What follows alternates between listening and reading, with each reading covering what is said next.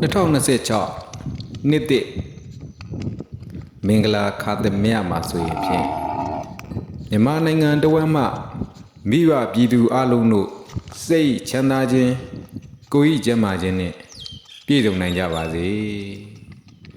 မြန်မာနိုင်ငံတဝန်းလုံးမှာရှိကြတဲ့တောင်သူဦးကြီးပေါင်းနဲ့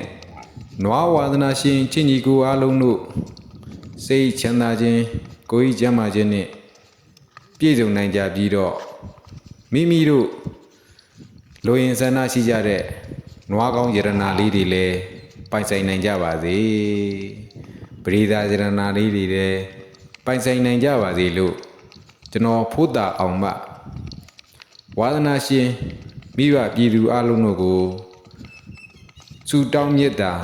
ပို့သလိုက်ရပါတယ်ခင်ဗျာခုလိုနှစ်သစ်မင်္ဂလာခါသမယလေးမှာဆိုရင်ဖြင့်နွားဝါသနာရှင်ချင်းညီကိုအလုံးတို့ကျက်တည်မင်္ဂလာရှိရှိနဲ့ကြည့်ရှုလို့ရအောင်ဆိုပြီးတော့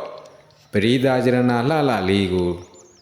တင်းပြီးတော့နွားဝါသနာရှင်ချင်းညီကိုအလုံးတို့ကိုဆုတောင်းမြတ်တာ